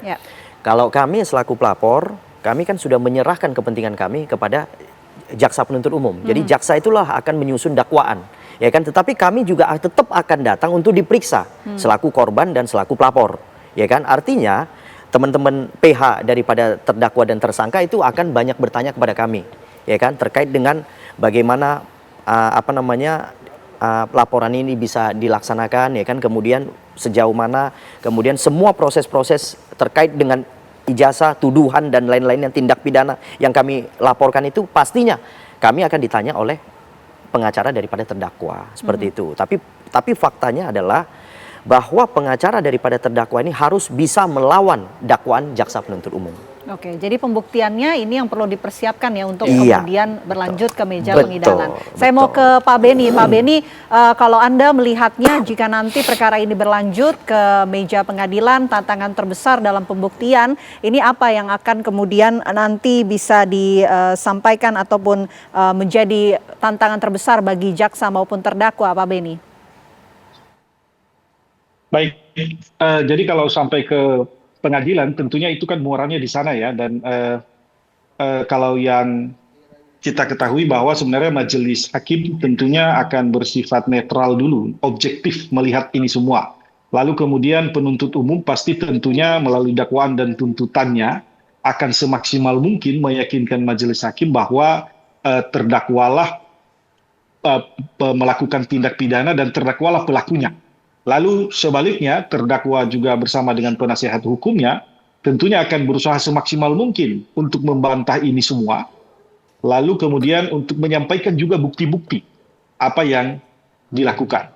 Nah tentunya kepentingan korban ini kan diwakili oleh jaksa penuntut umum. Ini dalam konteks sistem peradilan pidana kita ya, bukan hanya dalam konteks kasus ini.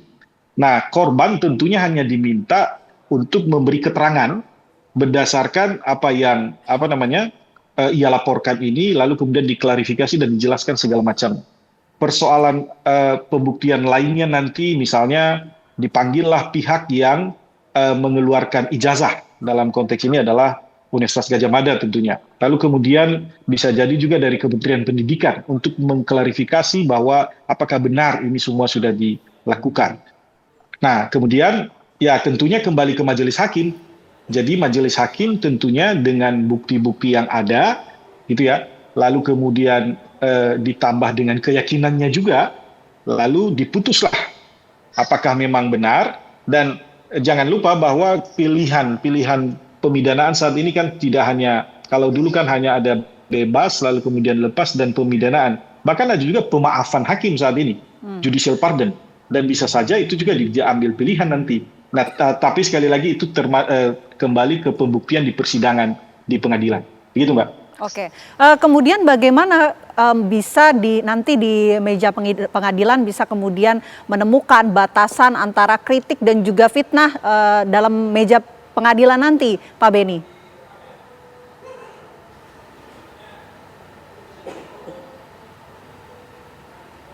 Baik, tentunya untuk melihat apakah ada apalagi kalau dasar yang disampaikan kan melakukan riset, ya, penelitian dan seterusnya.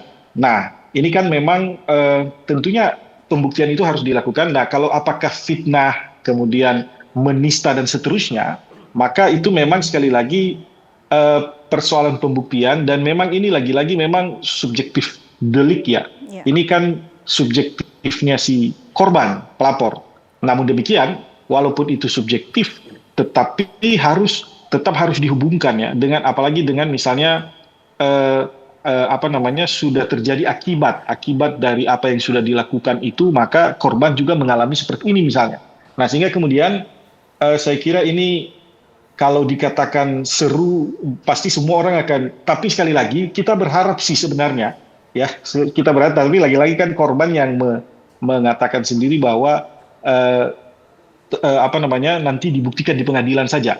Tapi sebenarnya kita berharap bahwa dalam penegakan hukum, khususnya hukum pidana Indonesia saat ini kan tentunya tidak harus sampai ke sana, apalagi sampai pemenjaraan, kira-kira seperti itu. Tapi lagi-lagi juga dalam konteks KUHP kita yang baru saat ini, sudah lebih soft, ya, ada pilihan pidana denda misalnya. Nah, sehingga kemudian perlu mungkin saya ingatkan juga bahwa nanti tentunya harus dilihat lex favoreo, mana sanksi pidana yang lebih meringankan, kira-kira seperti itu, yang lebih menguntungkan. Nah, sehingga ini harus menjadi pilihan-pilihan.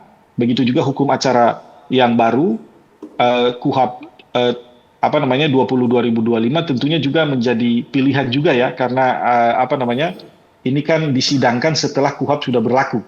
Nah, saya kira hal ini nanti menjadi poin penting agar kita lihat bagaimana proses pembuktian ini. Saya kira nanti Bang Sangaji lah dan tim kemudian bersama dengan jaksa penuntut umum yang akan bertarung, ya, kira-kira seperti itu. Dan kita berharap bahwa majelis hakim duduk secara netral, ya kan, objektif dan tentunya independen, ya.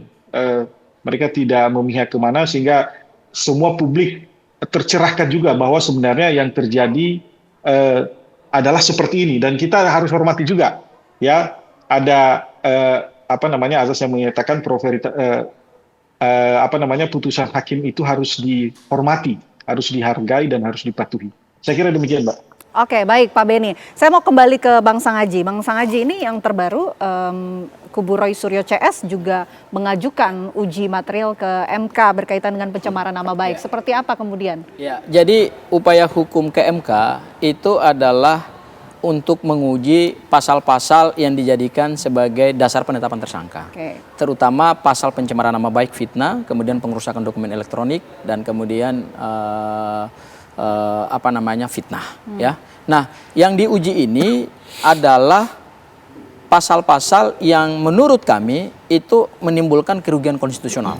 Pasal apa Jadi aja? pasal 310, 311 yang sekarang berubah menjadi pasal 433 dan 434, kemudian pasal 27 Undang-Undang ITE, pasal 32 Undang-Undang ITE, dan pasal 35 Undang-Undang ITE. Nah, yang kami minta ke Mahkamah Konstitusi, ya, berdasarkan apa yang diajukan oleh Mas Roy, Bang Rismond, dan Dr. Tifa, itu meminta supaya ada penafsiran konstitusional dari MK supaya pasal-pasal yang dijadikan sebagai dasar penetapan tersangka ini bisa kemudian diberikan penafsiran konstitusional bahwa itu adalah pasal konstitusional bersyarat, terutama untuk pencemaran nama baik, yaitu di pasal 310 yang dahulu dan sekarang 433 di ayat 3 disebutkan bahwa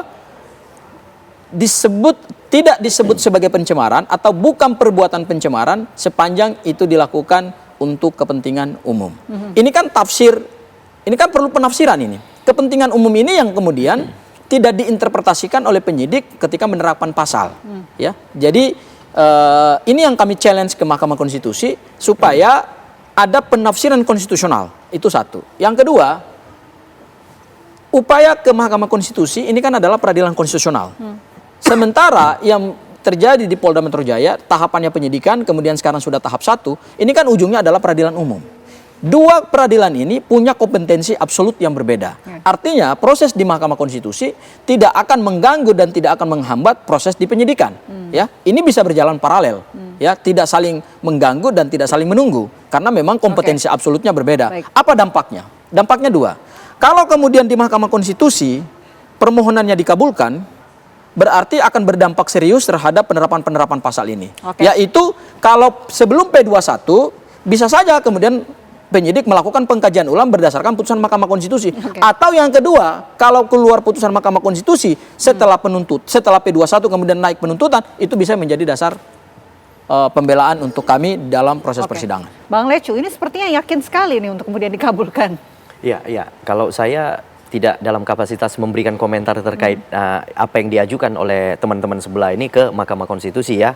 Cuman perlu saya tegaskan bahwa saat ini berkas perkara sedang dipelajari oleh Jaksa Penuntut Umum. Sehingga apa? Jaksa Penuntut Umum sebenarnya juga akan memberikan sikap, ya kan, terkait dengan materi yang ada dalam berkas perkara, ya kan. Jadi jaksa di sini kan pastinya netral, dia tidak mengenal, ya kan, saksi-saksi manapun, ya kan. Dia cuman menerima berkas daripada Polda Metro Jaya, daripada penyidik. Dengan berkas tersebut dia harus membaca, meneliti dan segala macam terkait dengan berkas perkara. Jadi dia tidak kenal orangnya, ya kan. Nah, cuman mungkin beberapa orang yang mungkin sudah seperti Pak Jokowi ya pasti dikenal, berkas perkaranya pasti dia tahu kan gitu kan. Tetapi untuk saksi-saksi yang lain ini kan banyak saksinya. Ada kurang lebih 130 saksi. Ya, kemudian barang bukti yang disita itu kurang lebih 700 ya. Kemudian ahli juga diperiksa itu kan 22. Jadi jaksa ini pasti mempelajari. Ini juga jaksa pasti dibagi beberapa klaster. Ya kan, satu orang nggak mungkin bisa menangani sampai berapa saksi. Pastinya satu orang berapa saksi, satu orang berapa saksi. Jadi jaksa akan meneliti, kemudian memberikan pendapat mereka, dituangkan dalam petunjuk, ya kan. Apabila memang masih ada kekurangan, mereka memberikan petunjuk berupa P19. Terkait dengan apabila mereka beranggapan bahwa berkas perkara ini sudah dinyatakan lengkap oleh mereka, mereka memberikan petunjuk bernama P21. Jadi apa yang disampaikan oleh Bang Sangaji ini ada upaya mengkaji pasal di Mahkamah Konstitusi, artinya biarkan aja jalan beriringan, ya kan.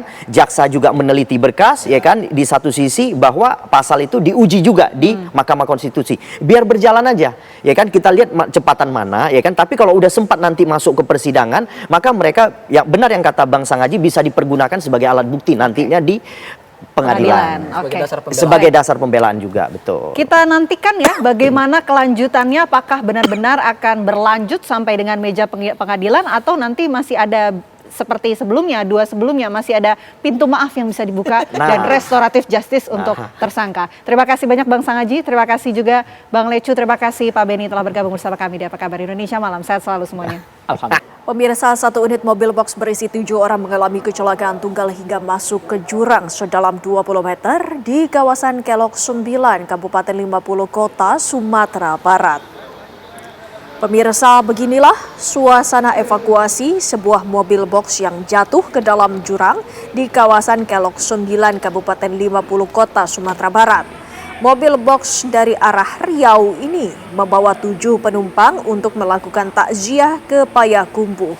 Akibat jalanan yang licin, pengemudi tidak bisa menghindari tikungan tajam sebuah jembatan hingga akhirnya terjun ke jurang sedalam 30 meter.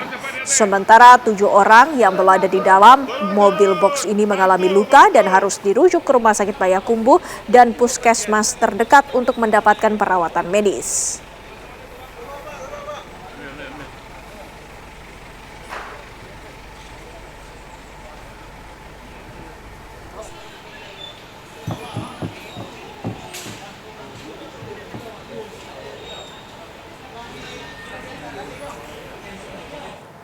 Diduga mengantuk, sebuah mobil box berkecepatan tinggi menghantam mobil yang berada di depannya hingga terguling di atas jembatan Suramadu, sisi Madura, Jawa Timur.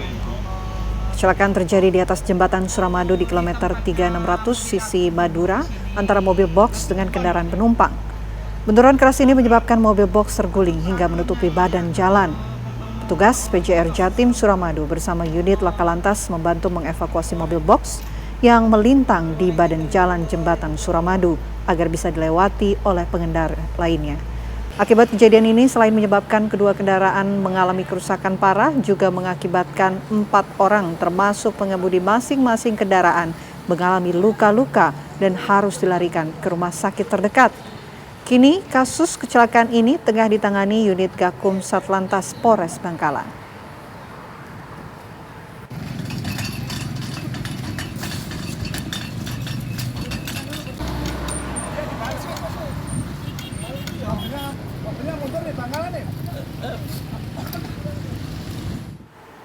Kawanan anjing menyerang seorang balita yang sedang berjalan bersama orang tuanya di Bandung, Jawa Barat.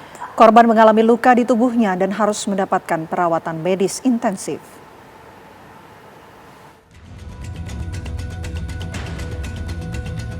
Rekaman CCTV warga Jalan Cibuntu Wakaf, Kelurahan Warung Muncang, Bandung memperlihatkan saat kawanan anjing menyerang seorang balita yang baru menjemput sepupunya pulang sekolah dari SD bersama sang kakek. Kawanan anjing yang terlihat agresif tersebut berlarian tidak tentu arah di jalanan permukiman hingga membuat sejumlah warga yang sedang melintas ketakutan. Paman saya lewat sini sama cucunya, 2 orang sepupuan. Yang besar namanya Arisa, nah yang jadi korban namanya Kamisa, 4 tahun. Ini yang besar itu dari kelima anjing tersebut, sepertinya itu induknya, seolah-olah melindungi yang 4. Nah, semua orang kan di sini ya kaget, nggak nyangka gitu. Orang kira dia datang dari sana tuh meluncur ke sini tuh ada yang istilahnya ngikutin siapa atau ya ada yang bawa atau apa. Ternyata dia langsung nyergap. Bukan nyergap lagi, Pak. Oh, gigit. Langsung gigit, bukan nyergap lagi, gigit. Yang kena ini punggung Kamisa. Nah, udah itu kan si anjing tuh ada yang ngejar yang sepupunya, ngejar Arisa ke sana. Tapi berhubung di sana ada yang melaju ke sini, tukang ojek ya. Takut dia. Akhirnya yang 2 itu ngejar korban lagi sampai ke rumah ini, ke rumah kontrakan. Tidak lama pemilik kawanan anjing itu datang dan mengaku bertanggung jawab atas kejadian yang menimpa korban. Sementara itu, korban dilarikan ke rumah sakit Pindad. Selain mendapatkan perawatan luka gigitan, korban juga langsung disuntik vaksin anti rabies. Dari Bandung, Jawa Barat, Asep Barbara, TV One mengabarkan. Pemirsa, warga desa Huta Tonga Angin Barat, Mandailing, Natal, Sumatera Utara dihebohkan dengan kemunculan 2 ekor beruang hitam di area perkebunan yang tidak jauh dari permukiman. Sejumlah pohon seperti pohon durian dan pohon karet ditemukan banyak bekas cakaran 2 ekor binatang buas tersebut.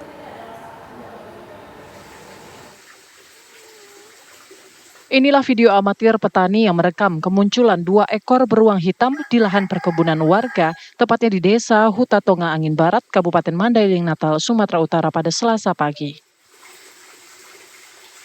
Lantaran takut diserang, warga pun memilih mundur dan mencari lokasi aman.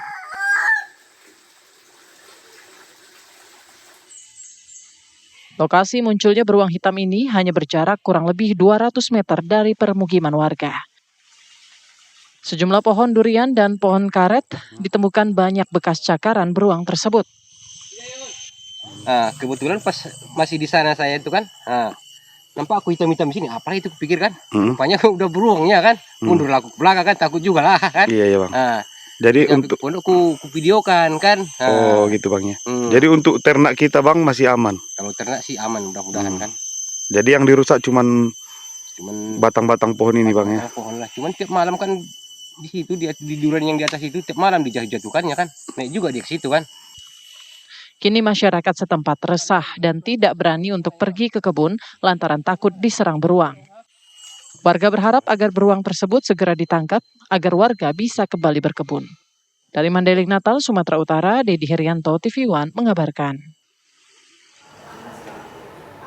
Kejaksaan Negeri Sleman mengeluarkan surat ketetapan penghentian penuntutan terhadap tersangka Hogi Minaya. Dengan demikian, kasus suami yang dijadikan tersangka karena menolong istrinya dari jambret resmi ditutup demi kepentingan hukum.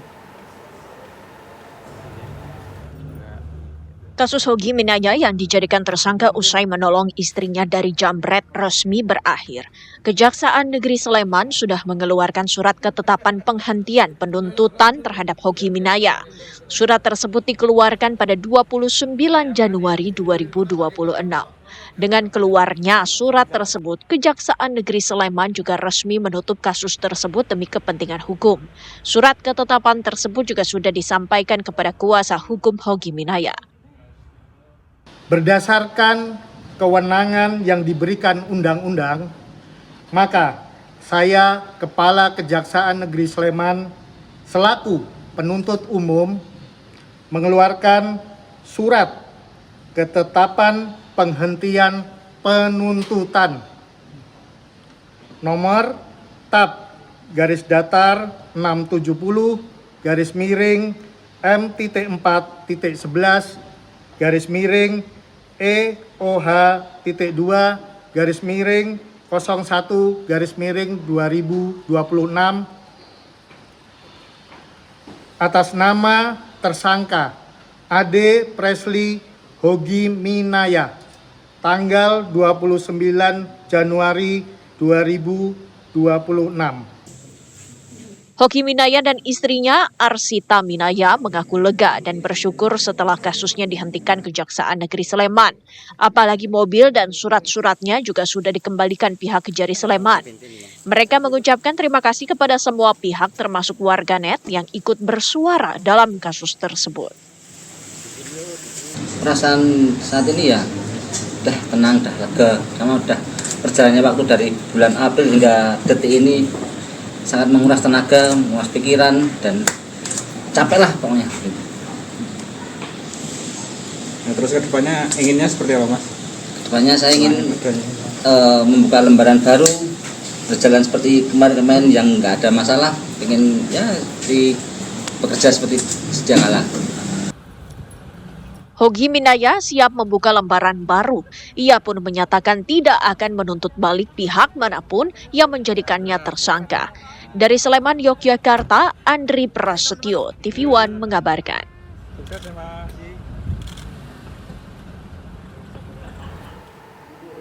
Kita ke informasi lainnya pemirsa, harga emas antam logam mulia kembali melemah pada perdagangan Sabtu pagi tadi menjadi Rp2.860.000 per gramnya atau ambruk Rp260.000 dibanding perdagangan hari sebelumnya.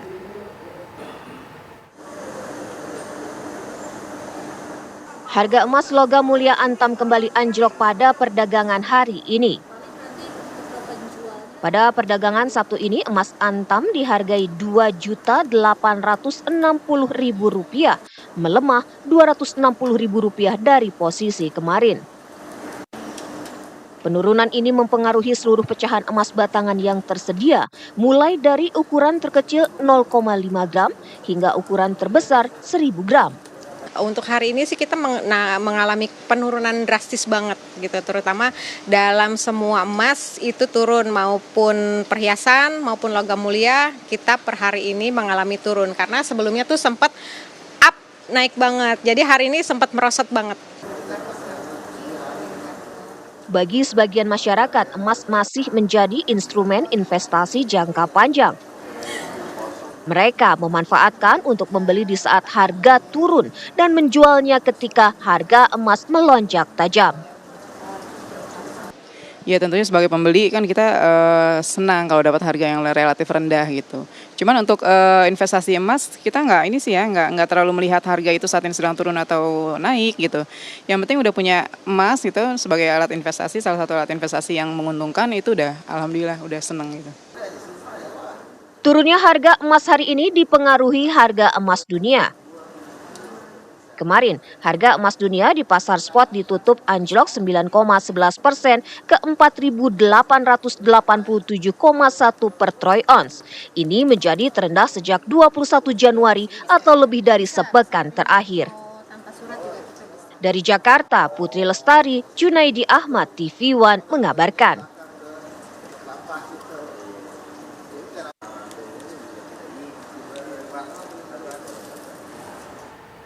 Pemirsa, kabar tadi sekaligus menutup perjumpaan kita di Apa Kabar Indonesia Malam. Saya Windy Wellingtonia. Dan saya Vena Kintan. Pemirsa, sesaat lagi Anda dapat menyaksikan program Kabar Utama bersama dengan Prita Zeka. Kami dari Apa Kabar Indonesia Malam pamit, terima kasih.